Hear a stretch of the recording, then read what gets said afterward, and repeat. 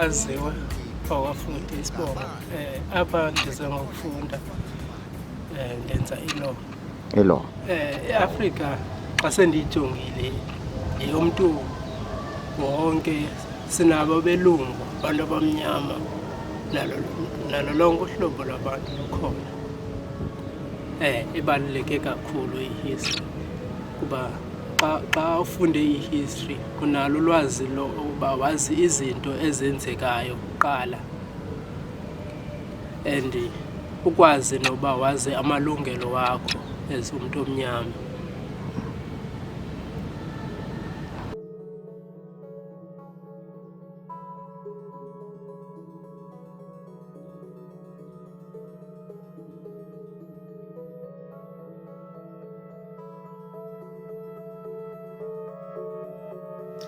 Good day and welcome. Welcome back, of course, to the Black Book African Lessons. For those of you joining us for the first time, special welcome to you. And of course, thank you for joining us. And for those who have subscribed to the channel and those who have been following our lessons, special thank you to you as well. Today we are on lesson number 4. Lesson number 1, we generally touched based on what it means to be African. Who is African? Why is African? And then most of lesson 2 and 3, we've been talking about civilization, where we generally showed or talked about the fact that there was ancient great Africa, which had temples, which had pyramids, which had a society. Nubia, the kingdom of Kush. And today, lesson number 4 is no different. It is definitely no different. We are still on the topic of civilization, great ancient African civilizations. And today we are talking about a great empire also that has stood the test of time, as great as the empire of Kush, if not better, some say. It is an empire which is quite close by, and that empire is called the Empire of Axum, the Axumite Empire.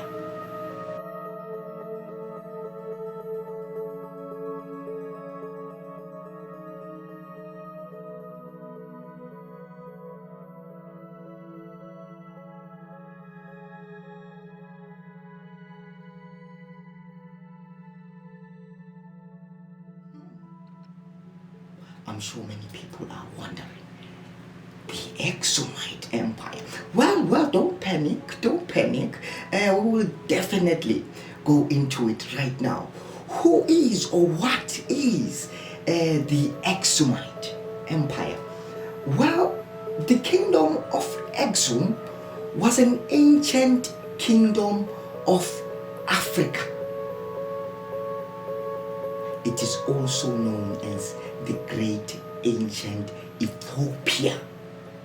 Now, the kingdom of Axum was located along the southern coast of the Red Sea, while most of the empire was west, basically, of the Red Sea in the Horn of Africa. Even though at times it also held portions of the Arabian Peninsula to the east of the Red Sea. So it was quite a big kingdom, a kingdom fit to be called an empire.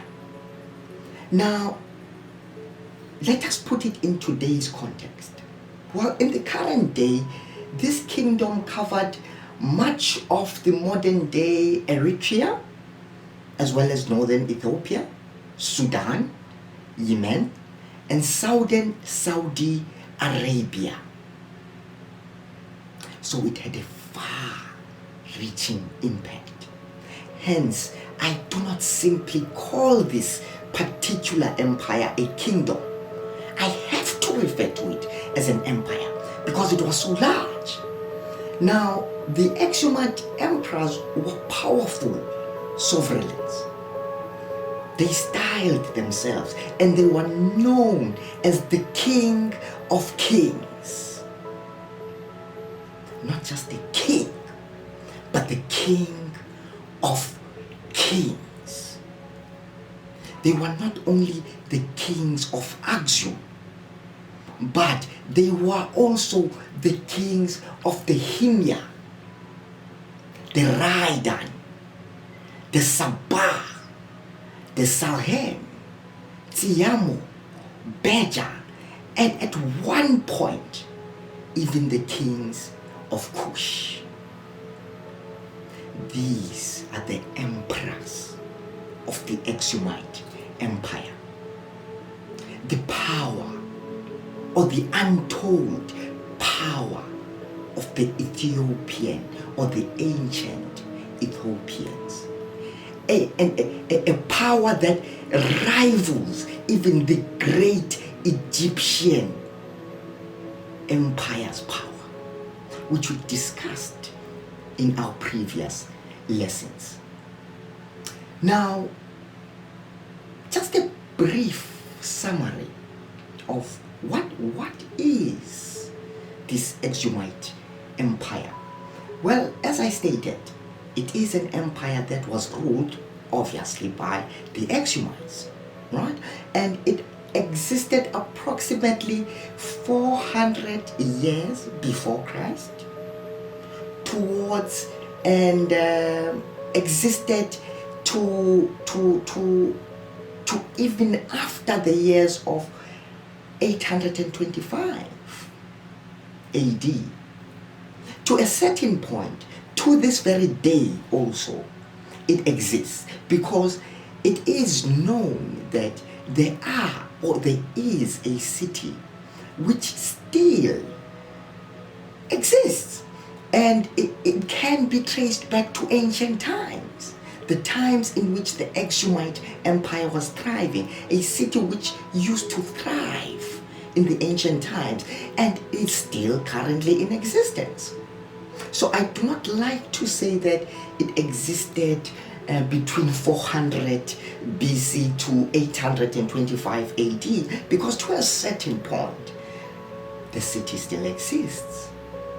It is known as the oldest city in existence in the world today.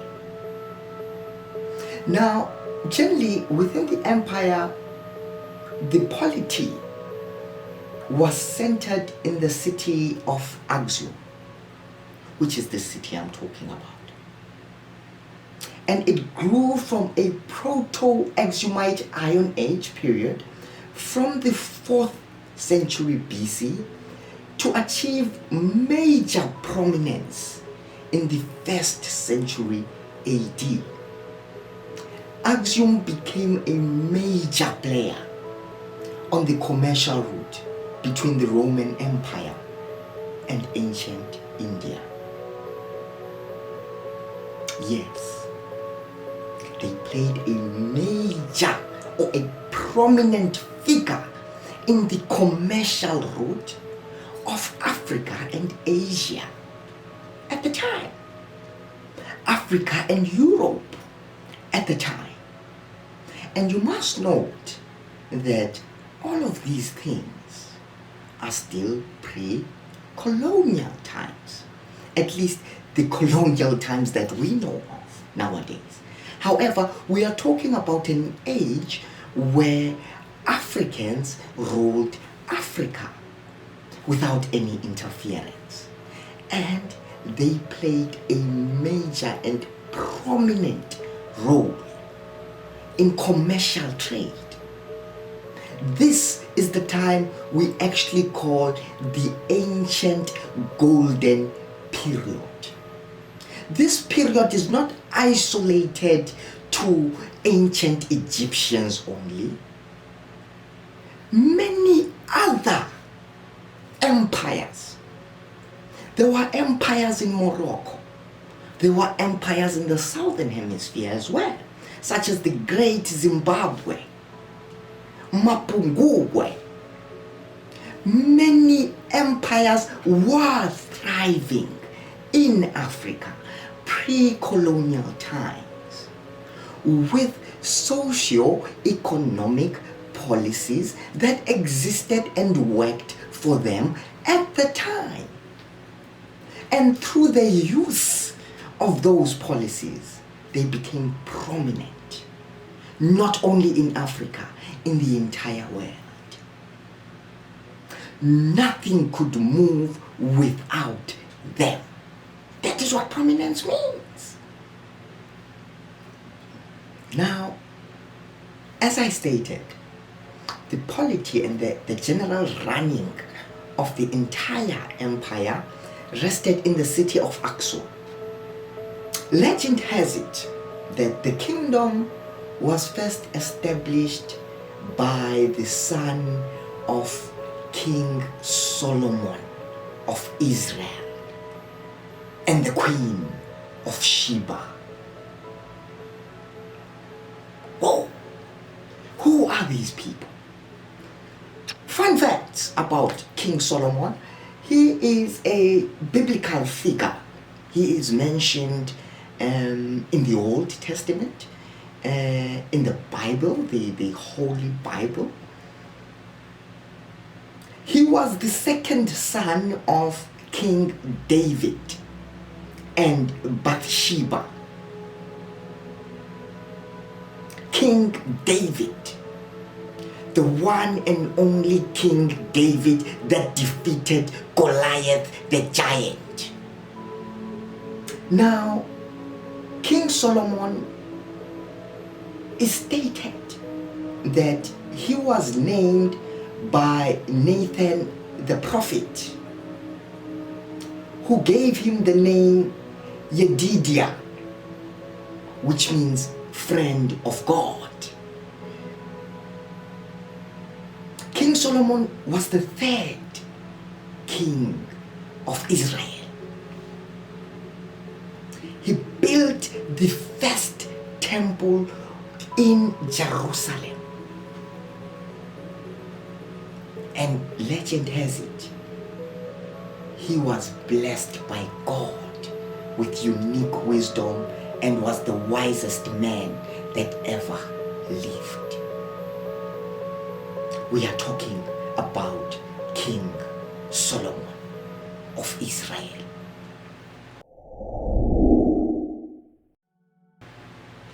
Who is the Queen of Sheba?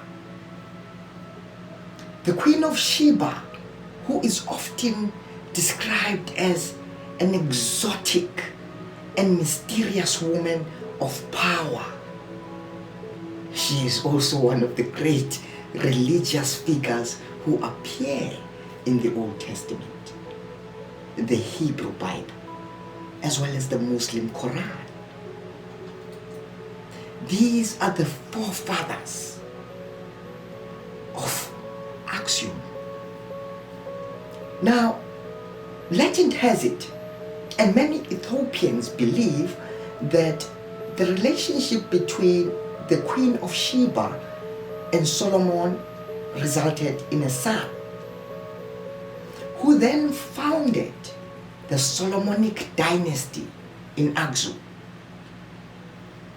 According to Ethiopian traditional history, the Queen of Sheba learned about the wisdom of King Solomon from a merchant called Tamre, how he worshipped God and how his skills in building a great temple in Jerusalem were renowned to be of great and superior wisdom that does not come from this earth, but can only be bestowed upon such a person by God himself. The Queen of Sheba decided to visit and see for herself King Solomon's wisdom. When the queen visited King Solomon in Jerusalem, it is said that she came bearing many gifts and asked him many questions, which he was able to answer and woo her with. Now, according to the legend, while she was with him, King Solomon made the Queen of Sheba promise not to take anything from his house. Then King Solomon went to bed one night on one side of the chamber, and then the queen went to bed on the other side of the chamber as well. Before King Solomon slept, he placed a bowl of water near the queen's chamber. Now, when the queen woke up, she was very, very thirsty, and she drank the water. During the commotion, of course, King Solomon woke up and found her drinking the water. He then accused her of having breaking her oath. Nevertheless, attraction between the two took over, and a son was consummated by the name of Ibn al-Malik, also known as Menelik. Menelik I, the founder of the Solomonic dynasty, who later established the city of Axum. Now that is according to oral Ethiopian tradition, which generally talks about the beliefs of Africa. And if you would recall, in most of the lessons, one thing keeps popping up about African beliefs, and that is their close relation and association to their creator, God. And in all of oral tradition, it pays tribute and it draws association to God, inferring that Africans are the original created by God in the image of God.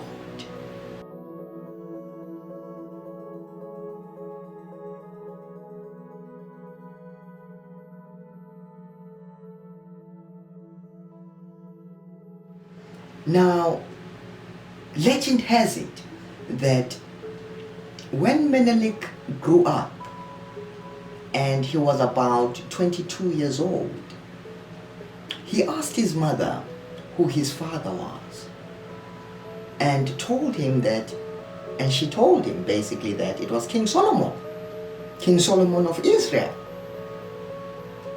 Menelik I told his mother that he wanted to go visit and see his father in Jerusalem. He went to Jerusalem to visit his father, and Solomon received him with great honor. Menelik stayed with his father in Jerusalem and learned the laws of Moses for 3 years. Menelik looked very much like his father, which often confused the Israelites, as they had difficulty in telling the difference between Solomon and Menelik. Because of this confusion, they complained to King Solomon and asked him to send Menelik home. Now King Solomon said if they wanted him to send his son back home, then the high priest would also have to send their oldest son and 1,000 people from each tribe of Israel with Menelik. The high priest agreed to send their oldest son and 1,000 people from each tribe with Menelik. Now obviously this was to go and start a new city, which is later called the city of Axum. Now, legend further has it that Menelik then returned to Axum. Amongst those who were accompanying him was Azariah, the son of the high priest Zadok of the temple of Jerusalem. Before the journey, Azariah had a dream that told him to take the Ark of Covenant with him to Ethiopia. Azariah did what the dream told him to do, and he literally stole the temple and put in its place a replica. Azariah then confessed this to Menelik, and of course Menelik was very, very disappointed and very angry with him, but Azariah managed to convince Menelik to take the ark with them. Now Zadok, meanwhile, the high priest, he discovered no, this is a replica of the ark, and informed King Solomon of its disappearance. King Solomon then sent his army to follow Menelik. However, they could not really catch up to Menelik because Menelik had moved ahead of them a couple of months ahead of them, whilst he was taking place, or whilst all of this commotion, where King Solomon was also sending his army after Menelik to go fetch the ark that was stolen by the son of Zadok, Azariah. Now in this commotion, King Solomon also had a dream, and he actually dreamt that his son should have the ark. And he returned to Jerusalem, and he ordered the high priest to keep everything a secret, and told his army to retreat and leave the ark of the covenant to be with Menelik in his newly found city, the city of Axum.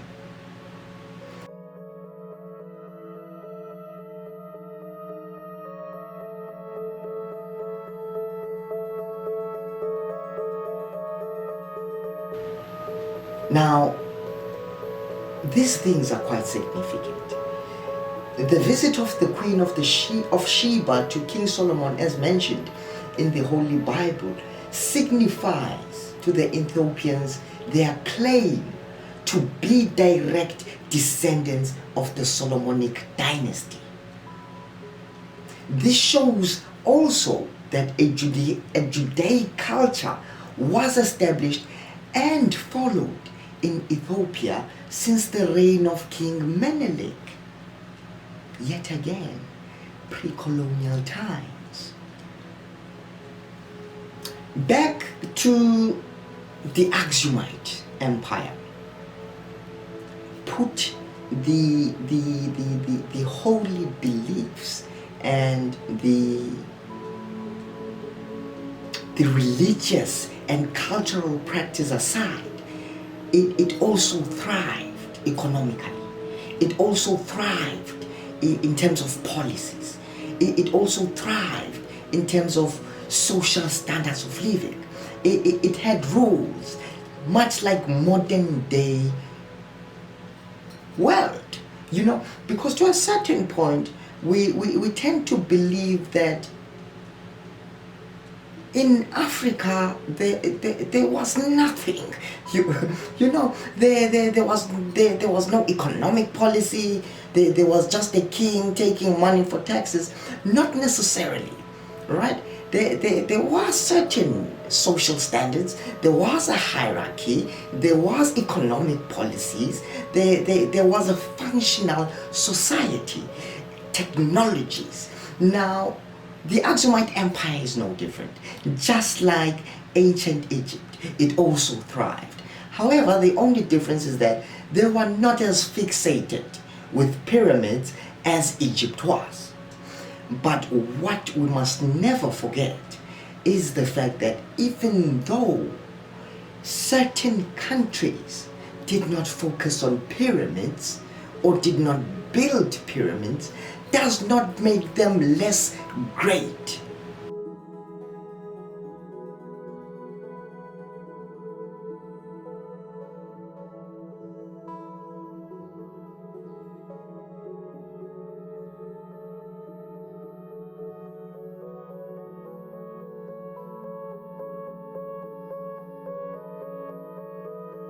As we end off today's lesson, I will leave you with one question.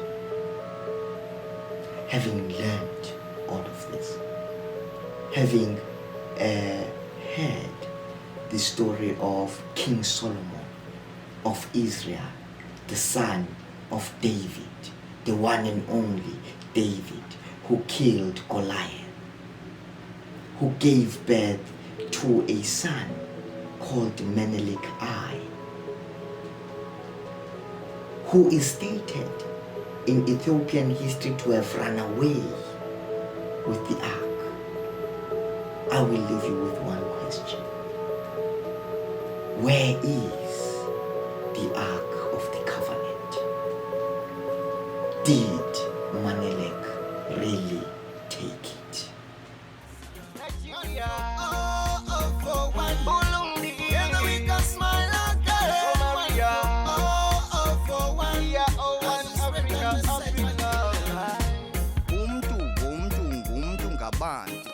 Just need to teach them principles zakwantu umntu wethu umntu ngabantu ukhetha khona yekufaka ibhathu